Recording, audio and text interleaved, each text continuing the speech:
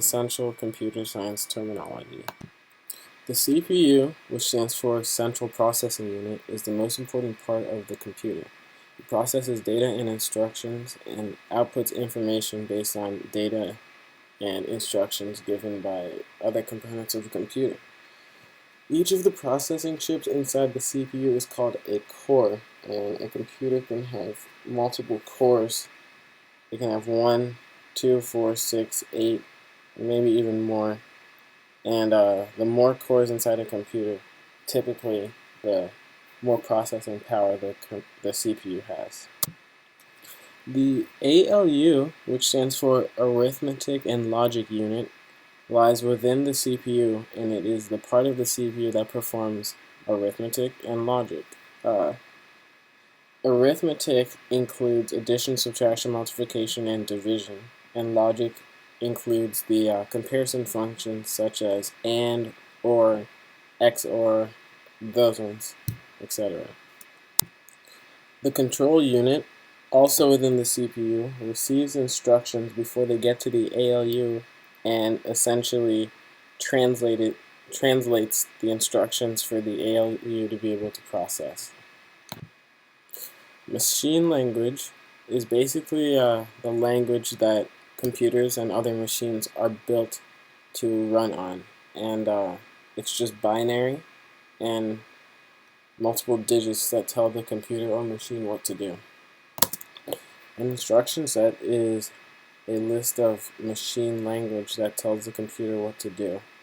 And for example, software is a complicated instruction set that can be used to be implemented into the computer, and it can be simple, like the logic functions, or just as complicated as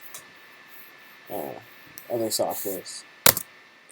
A transistor is a dual setting device that is used to distinguish between 1 and 0, or true or false, and basically it is a semiconductor between two strong conductors, and the two settings for an electrical conduction transistor are current flowing or current not flowing.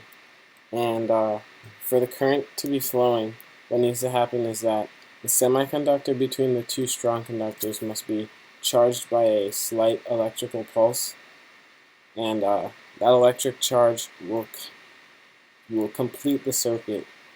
And if electricity is coming into one side of the transistor, but there is no electricity inside the semiconductor in the middle, the circuit is not complete, and it'll read 0, or not conducting. A logic gate is a component of the computer that controls the logic functions, or these comparison functions that we talked about earlier.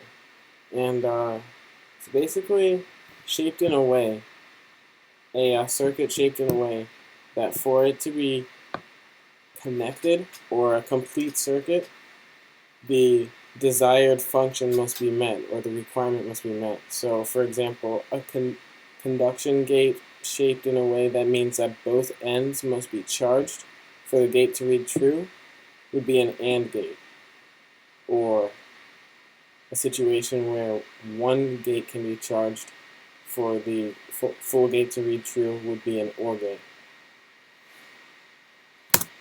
Clock speed is a way of measuring how fast the processor is running.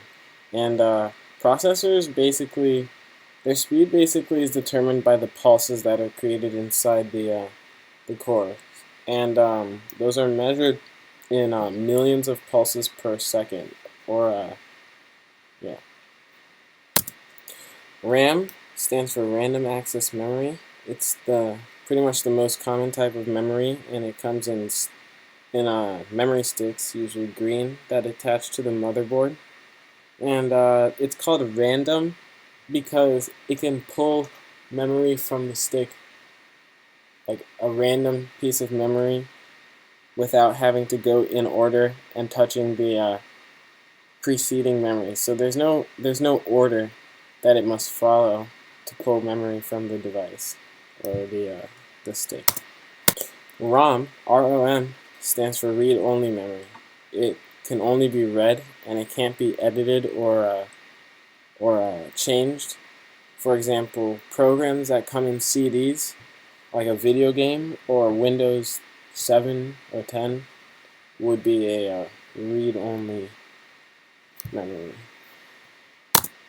A bus is a circuit path that picks up and drops off information and signals, and it's in the form of binary code, and it's kind of like an actual bus. You can think of it as the code of bus follows a loop and it picks up and drops off people.